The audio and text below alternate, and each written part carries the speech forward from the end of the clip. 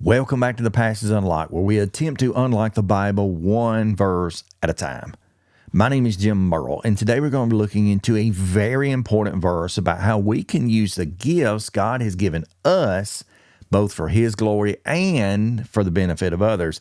Our passage is found today in 1 Peter chapter 4 and verse 10. Here's how it reads. As each one has received a gift, minister it to one another as good stewards of the manifold grace of God.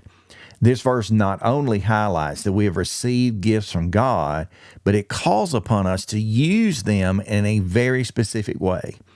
Today I want to focus to begin with on the word minister and what it means to us as Christians. What does minister mean? When we hear the word minister, how many of us think of a pastor or a preacher or some other role fulfilled in the church? But actually, the word minister comes from a Greek word that means to serve. In other words, when Peter says we are to, quote, minister, it means that we are to serve one another. He's actually saying that we are to serve one another with the gifts that we have been given. Think about it this way. Being a minister isn't a title or a position. It's not a place to be held in a church, if you will. It's really about a mindset of humility and service. Jesus himself gave us a great example of what it means to be a minister in Mark chapter 10 and verse 45. Here's what that says. For even as the Son of Man did not come, watch this, to be served, but to serve and to give his life a ransom for many. Both of those words, served and to be served, both of those words are the same Greek word found as minister, because that's what he did. One of the most powerful illustrations of ministering or serving others comes from the life of Jesus, as recorded in John 13. We read about the night before Jesus was crucified, and he did something that really shocked his disciples. He took a towel, knelt down, and washed their feet. Now, washing someone's feet in Jesus' day was considered a very lowly job, the job of a servant, or you might even say of a slave. It was certainly not the job of a teacher or a leader.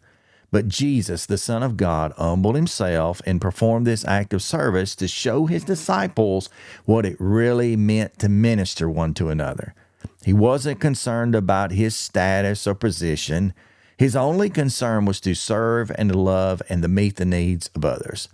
So when Peter tells us to minister one to another, in reality, he's telling us to adopt the same attitude that Jesus had. That is to humbly serve others with the gifts that God has given us. So now let's take a closer look at 1 Peter 4:10. Peter says, each one has received a gift. They are to minister one to another. This means that every believer, no matter who they are or what they are, if you will, has received some kind of gift from God. It could be the ability to teach, to encourage, to help others, or even simply to pray for people. But the gifts are not meant for our own benefit, but for the benefit of others. We are called to minister these gifts one to another, meaning we're to serve one another with them. Whether it's offering a word of encouragement, helping someone in need, or sharing the gospel, we are to be good stewards of these gifts by using them in the service to others, being a good steward. Peter goes on to say that we should be, quote, good stewards of the manifold grace of God. A steward in his time was someone who manages something, an overseer, if you will. They were put in temporary charge of something, maybe a property or something, based upon the owner itself being out of town or not at least there to do it themselves. A steward was someone who really, in this case, was willing to use the gifts they had, the ones that belonged to them, and to give them back to that master. In our case, to give them back to God. We have a responsibility to use them wisely. Being a good steward means recognizing that your gift is not for your own glory or advancement.